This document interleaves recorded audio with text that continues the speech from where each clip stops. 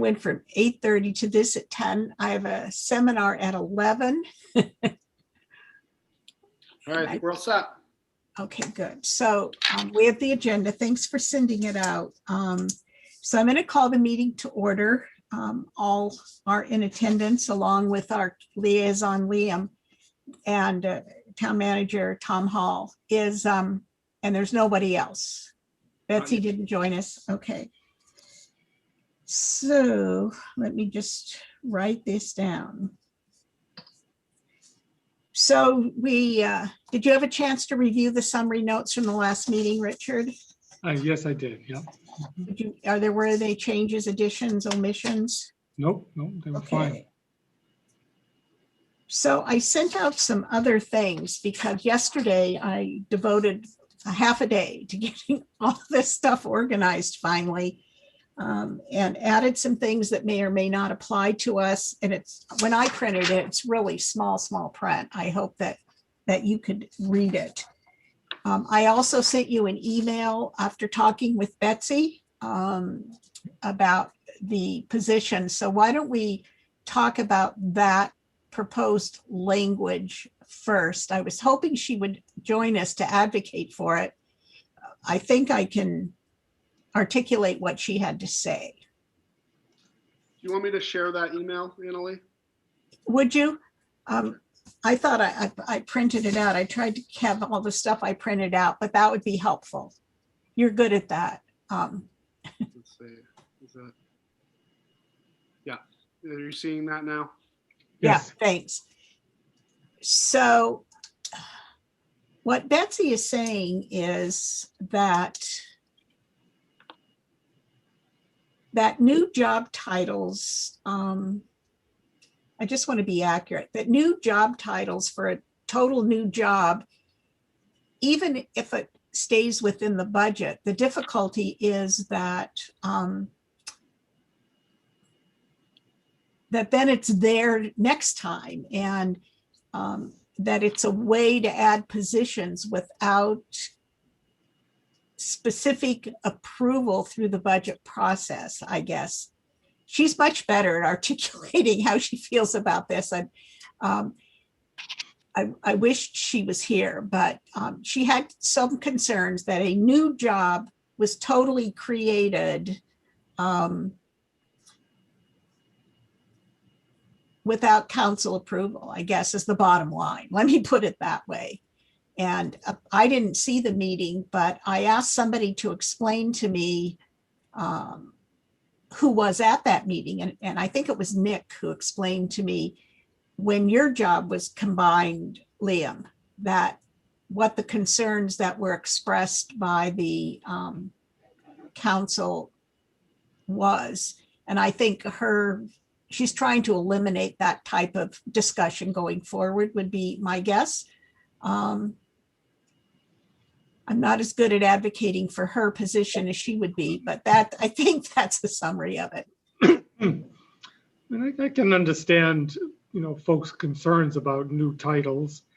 That used to happen all the time at the state level, where you put a position into the budget, it wouldn't get funded or wouldn't get filled till halfway through, and so you only needed to fund half of the position. But then next year is around, all of a sudden now you have a full year's worth, and you've got to raise the budget one way or another.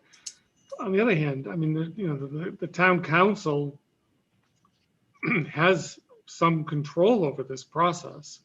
And if they don't like what's been done in one year, they can always use the budget the next year to undo it. And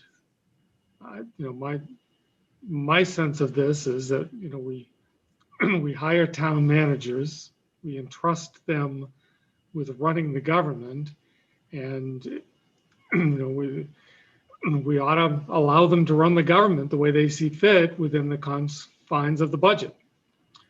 And if at some point they think it makes sense to combine positions or to create a new job title and it lives within the budget, then they should have the discretion to do that. But with the understanding is that next year, when the budget comes up, the council has the ability to take it away. I mean, but they have the ability to take away everything.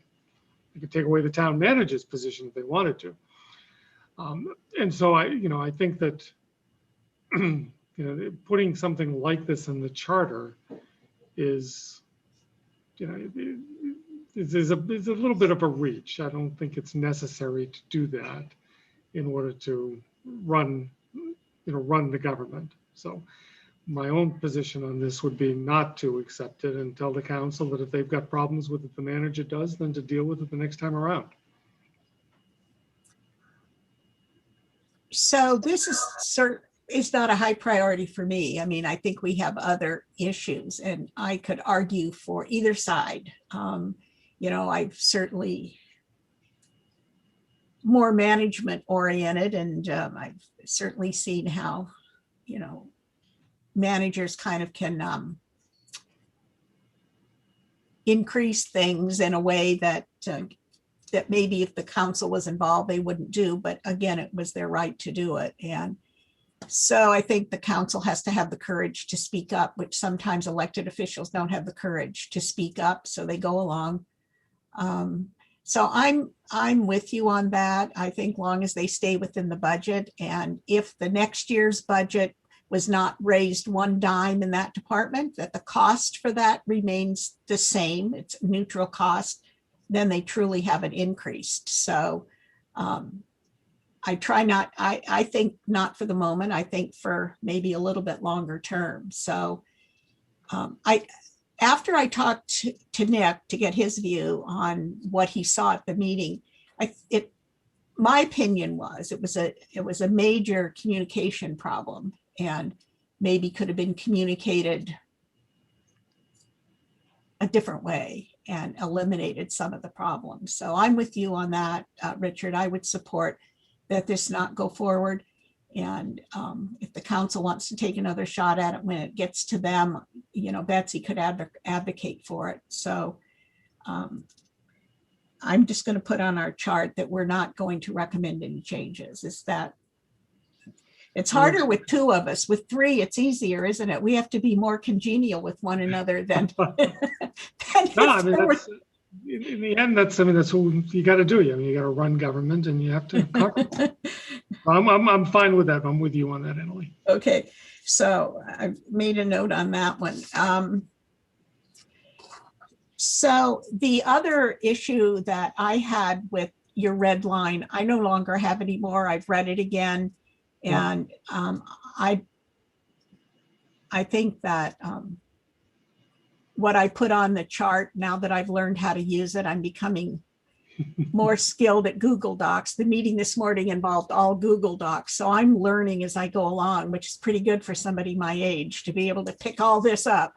But yeah, it's included in there. So I did what Nick asked. I think he was calling Mike and asking him to do the same thing.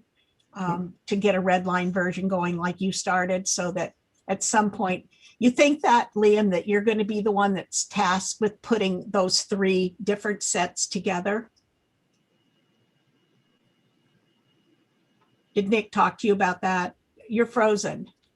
I apologize, Annalee. I think between Tony, Tom, and myself, we'll work on incorporating final red lines into a document to share out to the committee for consideration. All right, because I'm hoping somebody doesn't have to retype it now that I've learned how to copy and paste on that document too. So the good news is you can't ruin them, so you can practice. So let's go to this chart, because again, this has to be limited to 1 hour because I have a seminar at 11. These go all day, right? All day long I'm doing this.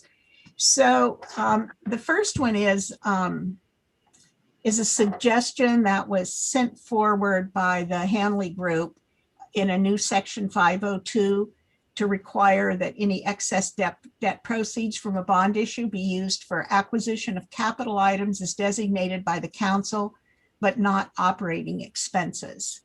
Again, I think I understand what he's saying.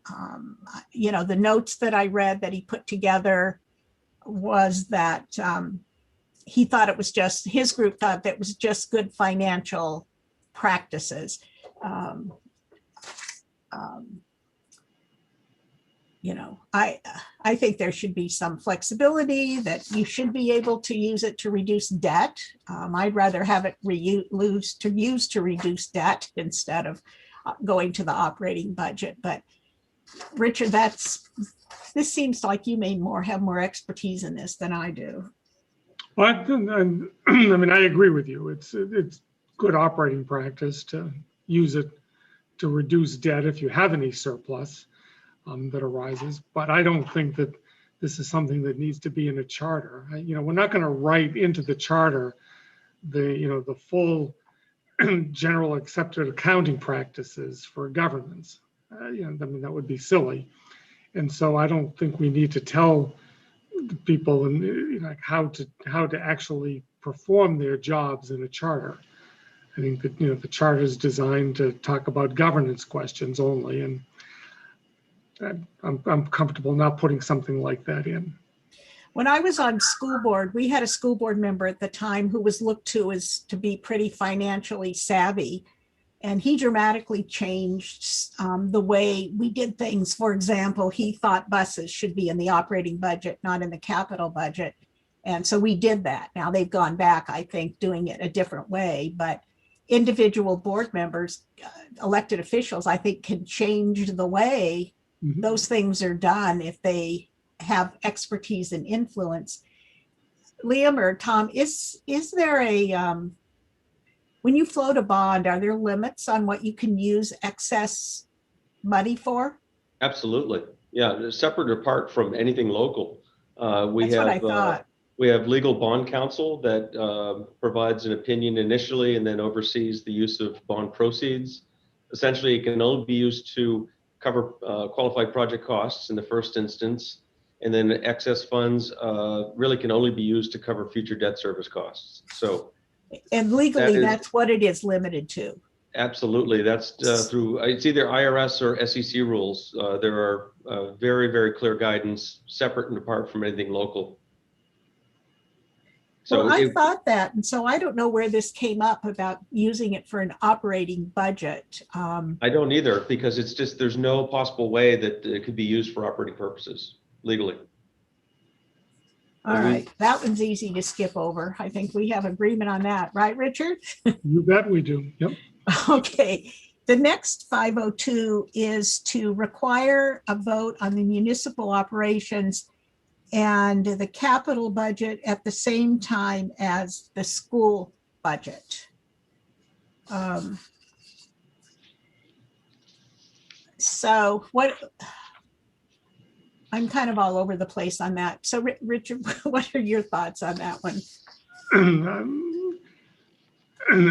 The reason why we vote on the school budget, I think, dates back to the Baldacci administration and the concern that school boards were just completely out of control and spending way too much money. And the only way to force them to behave themselves was to require that the budgets get voted on as a way to limit property tax increases. I don't think there's ever been that concern about government generally, municipal government. And so there is no state requirement, obviously, for voting on municipal budgets. We have again, I go back to the principle of governance. This is representative government. We've got a town manager. We've got a town council.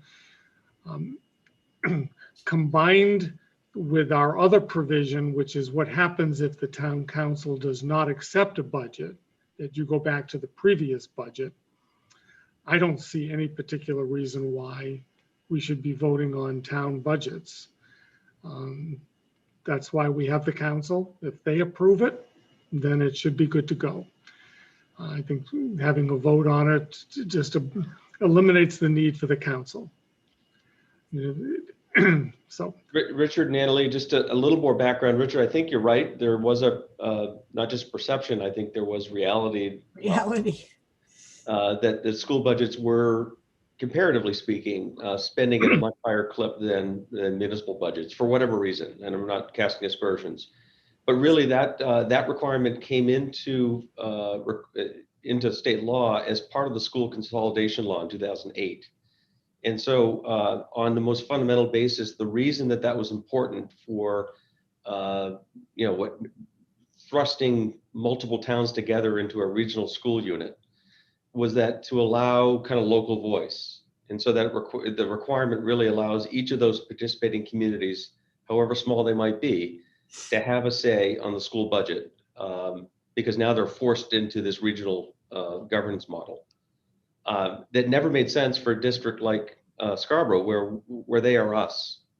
And so it really is at somewhat cross purposes, yet we're swept in along with all the other regional approaches.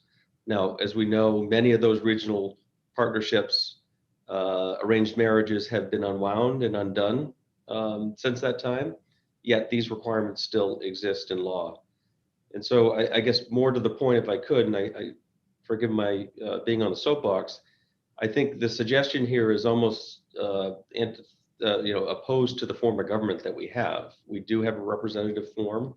If we want voters to vote, we really should be changing our form of government back to town meeting, which is that direct democracy whereby residents have ultimate say on all legislative and budget matters. And for my part, starting in 1969, and it's certainly no different today, the level of sophistication and complexity in this organization really doesn't lend itself well, not to mention the practical challenges of pulling together 20,000+ people in a town meeting in March. Just doesn't make sense in this day and age.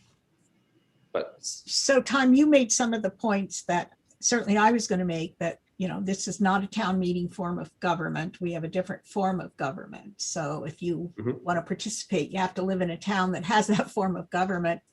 But I was for it originally, and then I thought about the adverse consequences of doing something like that. And what if the town budget fails and the school budget passes, or vice versa? Then you have a dilemma that is not helpful. It's not appropriate. So for that alone, I changed my mind, because there's consequences to all these decisions, and it would not be helpful to have that to allow that situation to ever occur. Yeah, and Annalee, think back to your time on the Board of Education. It's tough enough for elected members of the Board of Education whose job it is to understand to some level of detail the requirements to run a big school district. And even then, that's challenging for you. Just imagine the challenge to the average citizen, and I'm not diminishing their intelligence, but there's just a lot of moving parts. And well, I was on the finance committee only 1 year, because that is not my area of interest or expertise. And I can tell you, I certainly didn't understand it and could not explain some of the financing and funding aspects of it if asked to do so. So when an average resident who even is engaged in their local government is asked to vote on a budget, I wonder how informed that vote is. I suspect they are trusting their elected representatives in many respects, or not. So I just think it magnifies that same challenge when you consider the municipal budget in the same light. Yeah, there's no consensus, and so I realized that I'm kind of a part of that group that made all these suggestions, but I removed myself from that process with them because I was on this process. So, and as you can see, I'm not agreeing with all of what they had to say, because I didn't weigh in with them. So let's go on to some other things that were in that list that I think we owe it to people who took time to submit, to talk about. And I do not know if this is before us or should be somewhere else, but I haven't been reading what the other groups are doing. All right, let me get rid of that phone call. It's probably telling me my Social Security's twice. My Social Security got hacked yesterday, so whatever they're telling me.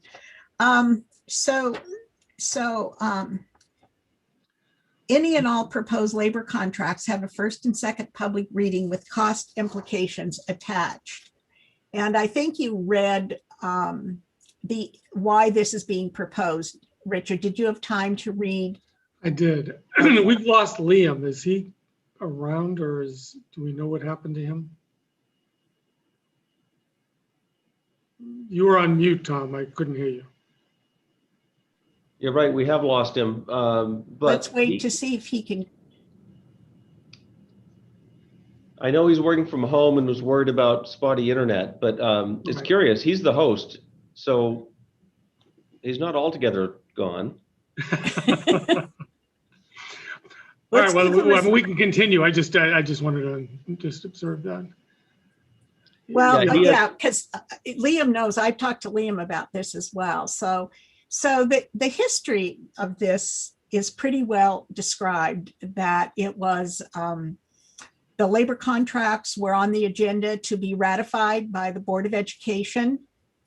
They ratified those agreements without disclosing what was in those agreements, and then refused to, in a FOIA request, to make them public on the basis that they hadn't been fully signed yet.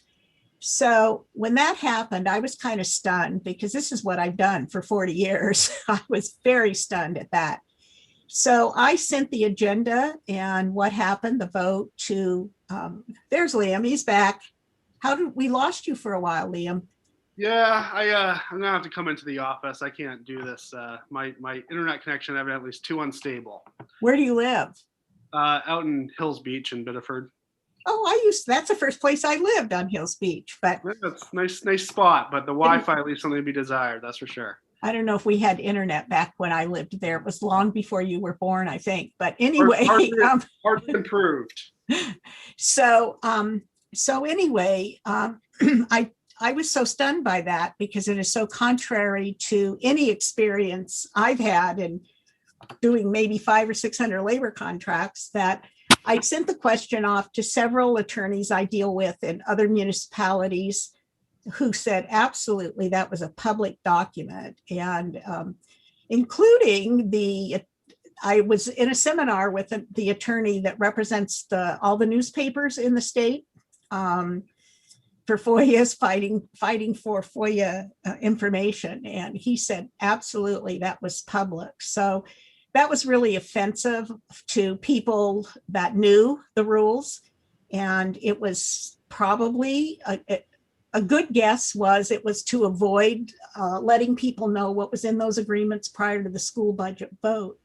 So they brought this forward. I don't know whether we can manage people's behavior through a charter, and to get that fixed as an individual would take too much time to really get them to perform. So I don't know what to say about that, because it was wrong what they did, and it would be good not to let that happen again. One thought I had is just not labor contracts, but maybe any contract that's voted on in a public meeting that's on the agenda, that the contents of that contract ought to be discussed. And I can tell you, when I was on school board, I was the chief negotiator for one of the contracts, and I lost the election, but I continued till I finished that contract. And I was required and enjoyed going to a public meeting to disclose what was in that contract before the school board voted on it. And that's how I've always done contracts anywhere I've ever worked. So Yeah, I don't know. We were similarly, I'll use the word horrified.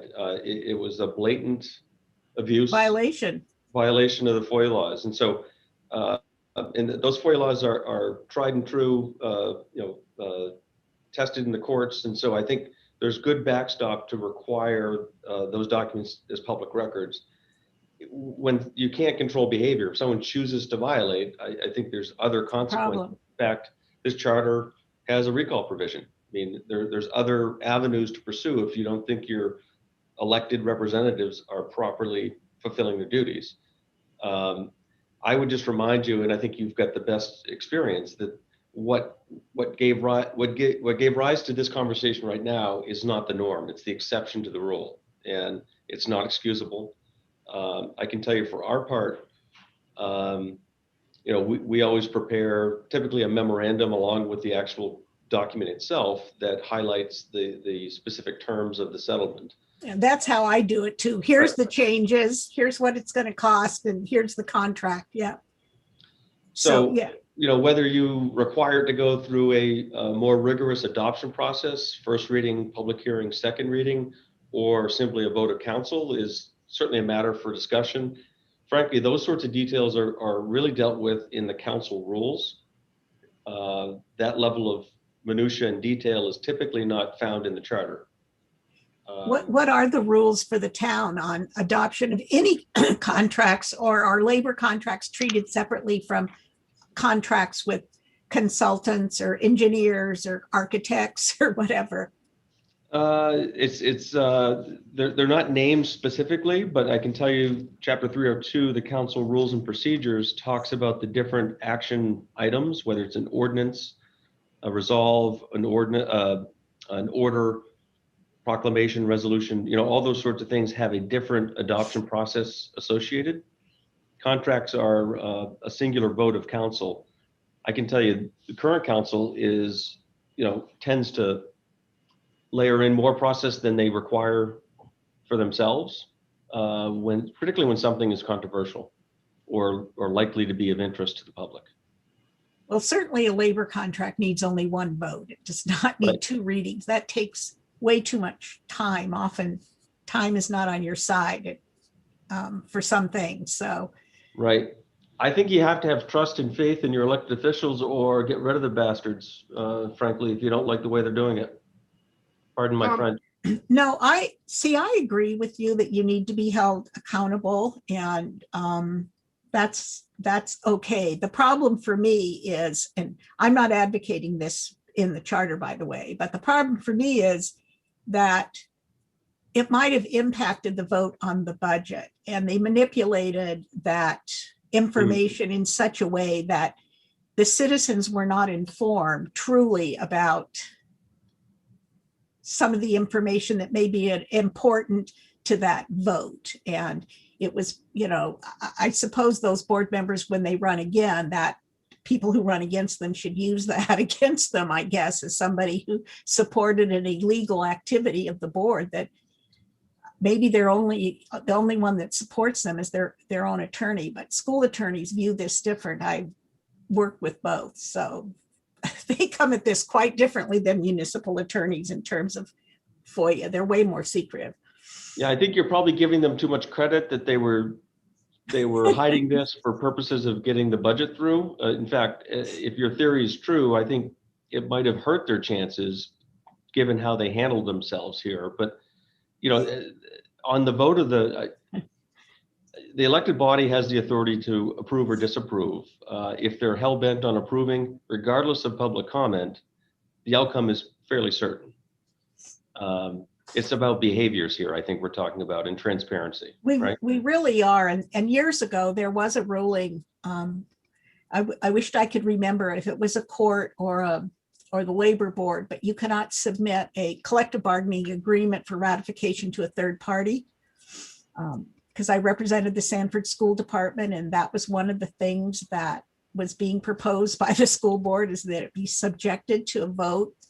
And we did not prevail in that argument at all. So this is what they're,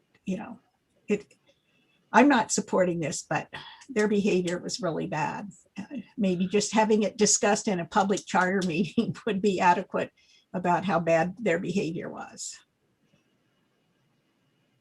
Tom, evidently I was mistaken, but I was under the impression that ratification of collective bargaining agreements did require two readings. Because if I recall the police contract back in...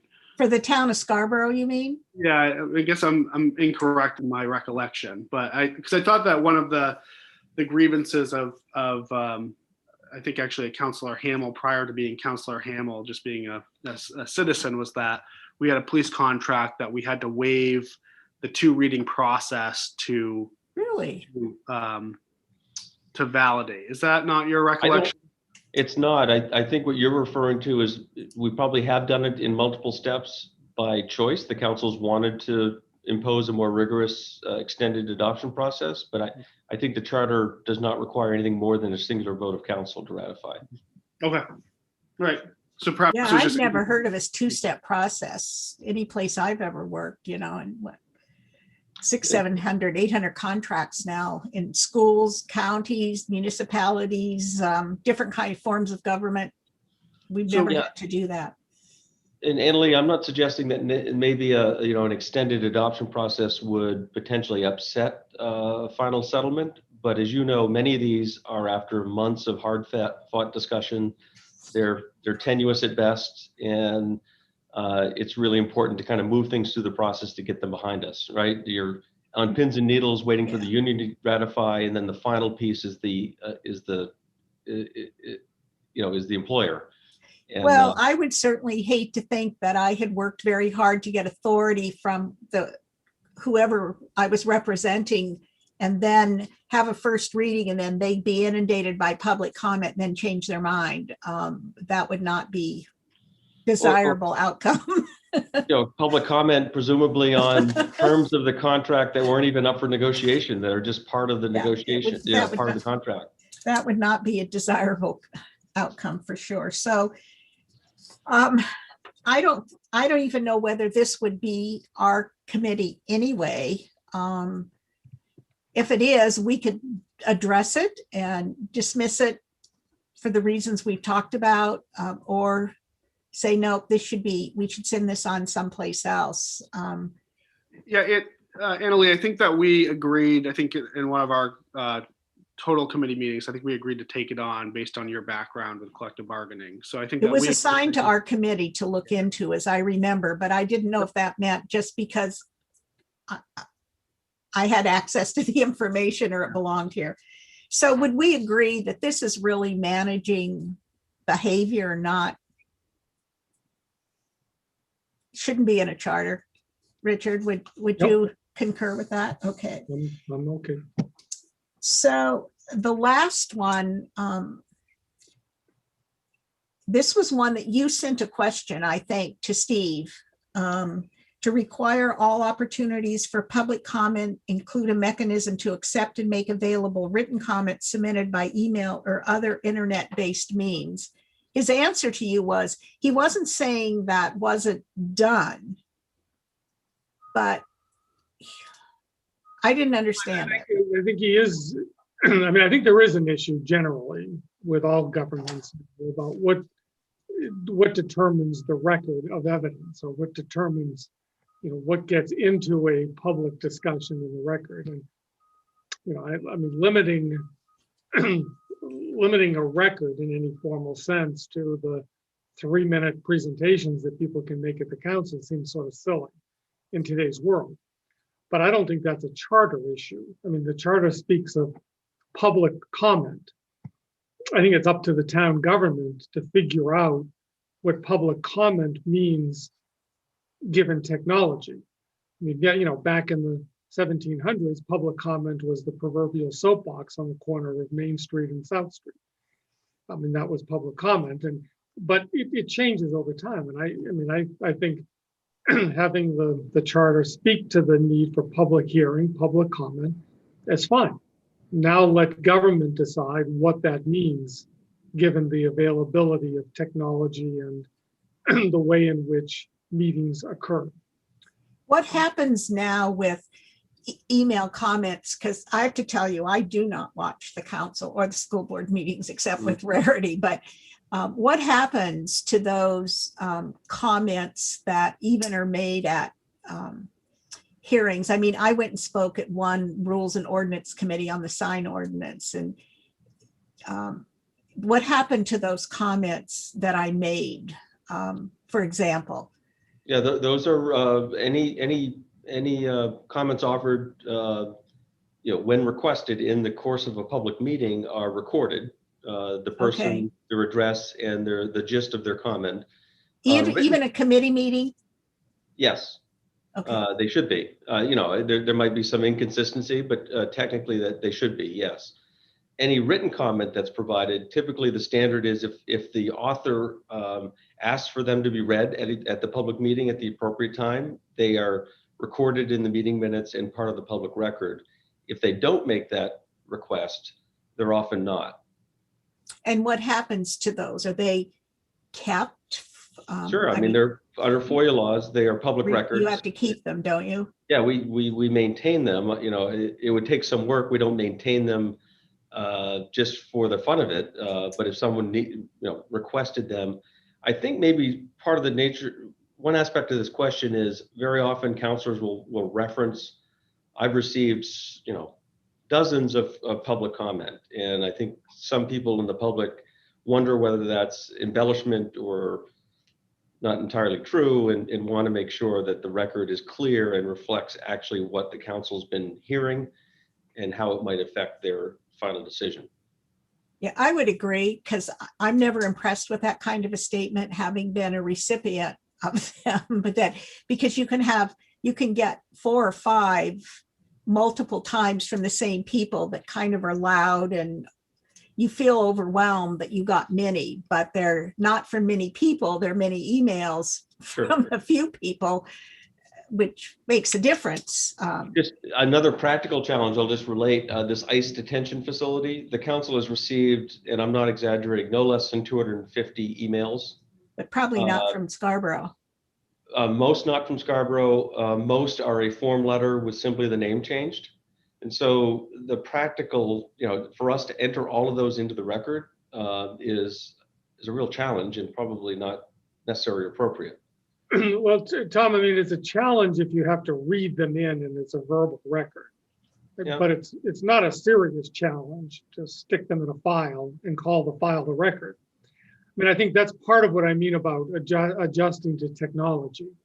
And I don't have any great ideas on this, but I think, I think the council and you personally have to figure out how to deal with this communication in today's world. And it can't simply be a verbal record of people reading things in. So I think I appreciate the distinction between a public record under the FOIA law, which all of those, anyone that communicates with any public official, elected or appointed, once that touches our inbox or is mailed snail mail, it is a public record and we must maintain it under law. As opposed to the formal public record of the legislative body is what's contained in the meeting minutes, which reflects what's occurred gavel to gavel. They're 2 different things. There's overlap. What about For emails example, to their private? Let's take the second issue for a moment. Let's say that I send an email to you, and I can't be at the hearing, and I ask that email be considered part of this legislative record. Yes.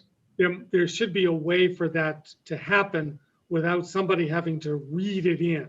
There is. But I think most times they do read it in, so the other members of council and the public can appreciate the substance of the comment, and that's not typically a problem. The distinction is we do that when the author requests that it be formally considered a part of the public record. Yeah. So what about things sent to? I know you get warned when you're an elected official about using private email, but what about things sent to private emails? Is there at least a moral, if not a legal obligation for the counselors to turn those over?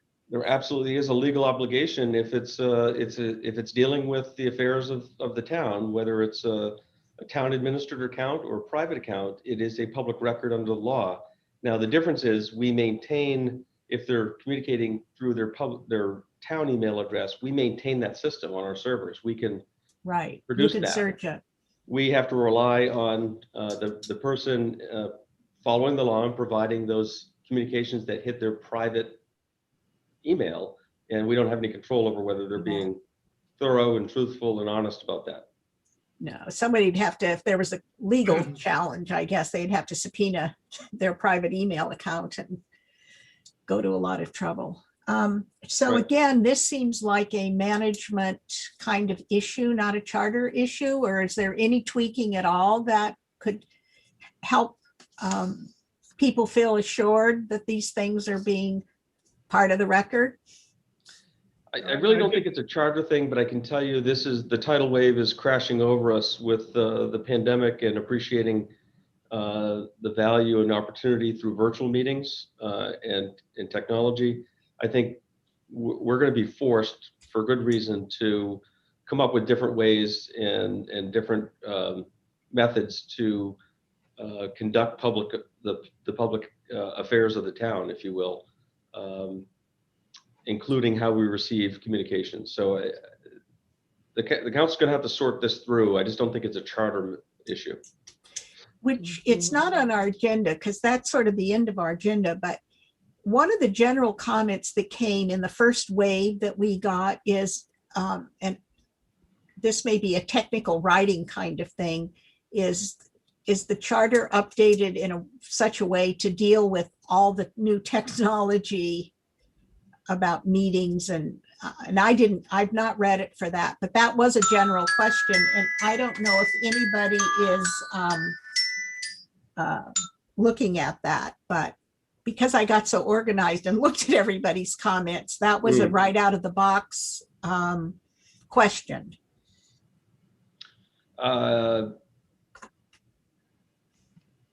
Yeah, as I said, I think we're going to be forced to look at that. I don't see us going backward, frankly. I think we'll need to have a mechanism for at least the public to be connected to public proceedings virtually going forward.